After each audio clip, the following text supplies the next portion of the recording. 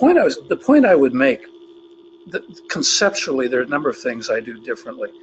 In fact, everything I do differently. And the one thing there are a number of things I would tell actors to reflect upon, because this can make a difference in whether you have a career or whether the kind of career you dream about or the kind of career most actors have, doing little bit parts in community theater and student films and short films. And it's this. I believe in teaching actors from the top down instead of the bottom up. Now, what do I mean by that? When I was talking about the studio system earlier, they bring everybody in and try to cultivate them into being a star. That's what I do. The technique that I created is designed to groom you as a star, as a lead role, if you don't like the word star. Why is that? There are things that a lead role needs to be able to know and do, certain characteristics they have to have that background players don't need. And for the most part, they don't even want you to have those characteristics because they don't want you to distract from the guys up front. Most acting workshops, let me put it to you this way. Every acting workshop I've ever had contact with, directly or indirectly, taught from the bottom up. What does that mean? It means they know you're not a star. They're not going to treat you like a star. They're not going to tell you what a star needs to know. What are they going to do?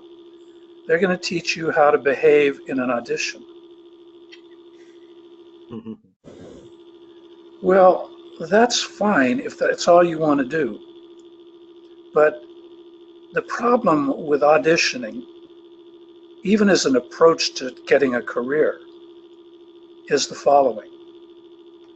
If you look at a feature film, whether you're seeing it on DVD or you go into a theater, count the number of acting roles that are listed in the end credits. Unless it's unusual, you're going to see anywhere from 20 to 40 names listed. That means they all spoke or had bigger lines than just speaking. When was the last time you saw 20 to 40 parts in an acting breakdown? You're not going to see it. So what does that mean? It means most of the roles in the movie that you see listed aren't even listed.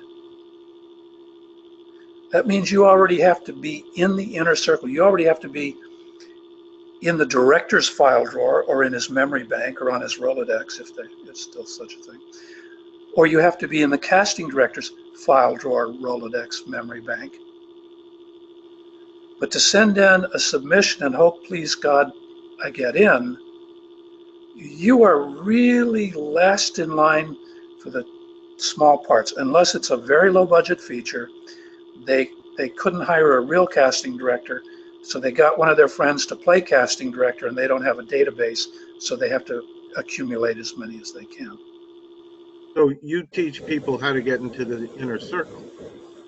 Start out in the inner circle, and here's how you do it. First of all, you don't go to market with a product that's not complete. I'm a Ferrari fanatic. I got my first Ferrari when I was 17. I was in a car accident when I was a kid. Had some insurance money, and I was working in the movies in small, very small parts and extra work. So I accumulated enough money that I could buy these kind of cars. I enjoyed them. And so the whole idea of Ferraris, the Ferrari lore, the history, the guys who made that history in the racing circles, very important to me, very formative.